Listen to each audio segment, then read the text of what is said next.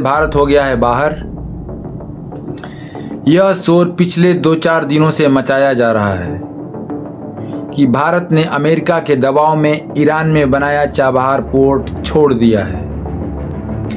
राहुल गांधी की तरह ही सरेंडर का शोर मचाकर देश को गुमराह करने की कोशिश की जा रही है।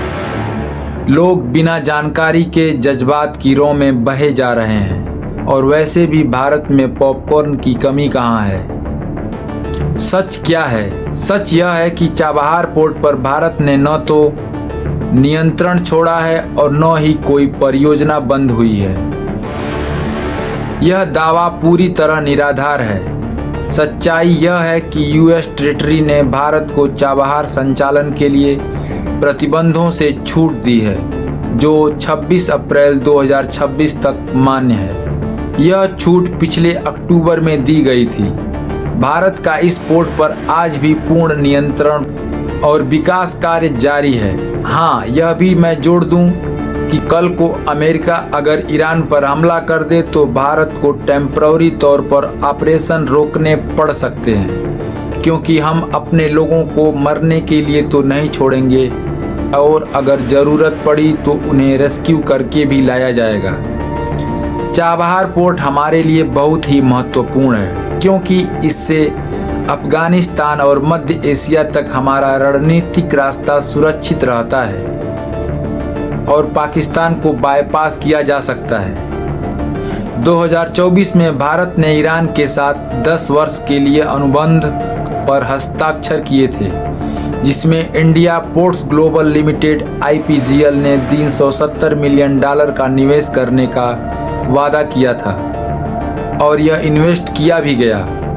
अक्टूबर 2025 में अमेरिका ने भारत को विशेष 6 महीने की छूट दी, जबकि ईरान पर कई तरह के प्रतिबंध बरकरार हैं। दुनिया में सिर्फ भारत ही एक ऐसा देश है जिस महत्व मानवीय सहायता और क्षेत्रीय कनेक्टिविटी में है और इसे 2018 में ट्रंप प्रशासन के दौरान भी मान्यता प्राप्त हुई थी।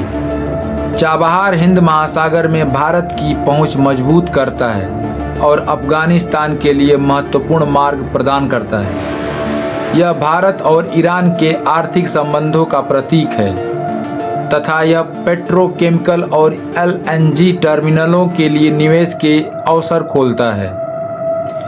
अमेरिकी चिंताओं के बावजूद भारत इसे व्यावसायिक और रणनीतिक दोनों रूपों से आवश्यक मानता है।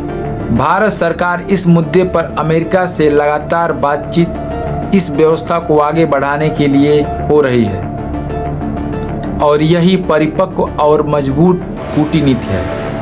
याद कीजिए, जब तालिबान ने काबुल पर कब्जा किया था तब क्या कहा जा रहा था? सब यही कह रहे थे कि भारत के $3 बिलियन डूब गए, लेकिन उसके बाद क्या हुआ? पिछले 3-4 सालों में भारत का अफगानिस्तान में इन्वेस्टमेंट और दखल कई गुना बढ़ गया है। वही ईरान में भी होगा और यह कोई पहली और आखिरी बार भारत को विशेष एग्जम्पशन नहीं मिले हैं। भारत एकमात्र देश है दुनिया में जिसे NSG परमाणु परीक्षण स्टेज 1 जैसे एग्जम्पशन मिले हुए हैं और आगे भी मिलते रहेंगे और यह सब निर्भर करता है नेगोशिएशन पर। सबसे बड़ी बात है कि आज भारत को जितनी ज़रूरत पश्चिम की है उससे कहीं ज़्यादा उन्हें भारत की ज़रूरत है। से मुंह नहीं मोड़ा जा सकता।